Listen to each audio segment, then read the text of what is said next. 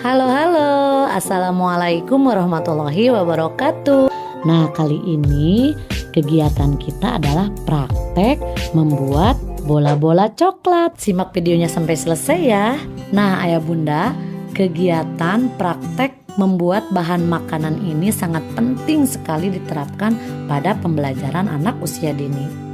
Melalui kegiatan ini diharapkan anak dapat menemukan hal-hal yang menarik untuk disentuh, dicicipi, didengar, dicium, dan dilihat. Pada kegiatan ini, anak dapat melakukan suatu percobaan dan membuat penemuan baru bagi diri mereka dalam membuat makanan. Tujuannya adalah agar bahan makanan mudah dicerna, menghasilkan hidangan yang lebih bervariasi dalam hal rasa, warna, rupa, dan bentuk, serta untuk menjadikan makanan yang sehat. Bahannya juga sangat simpel, hanya 2 bahan, yaitu biskuit dan susu kental manis rasa coklat. Ya bunda, kegiatan pembuatan bola-bola coklat ini sebagai upaya memberikan manfaat bagi anak terhadap kegiatan yang telah dilaksanakan.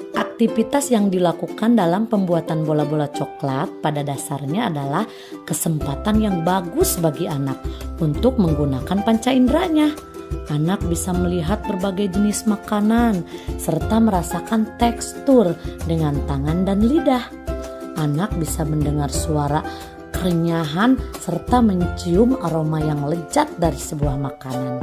Dan tentu saja anak akan sangat senang hati mencicipi kenikmatan dari makanan yang mereka buat sendiri. Ayah bunda, mengacu pada indikator keberhasilan, kegiatan ini dapat mendukung semua aspek perkembangan pada diri anak, yaitu aspek kognitif, bahasa, motorik halus, sosial emosional, kemandirian, kreativitas, daya imajinasi, dan percaya diri. Dapat membantu merangsang kemampuan bahasa anak, mengajarkan anak tentang konsep matematika seperti mengenal ukuran dan konsep angka, lalu memberikan pemahaman tentang sains, membangun koordinasi motorik halus dan kasar anak, serta melatih koordinasi mata dan tangan anak.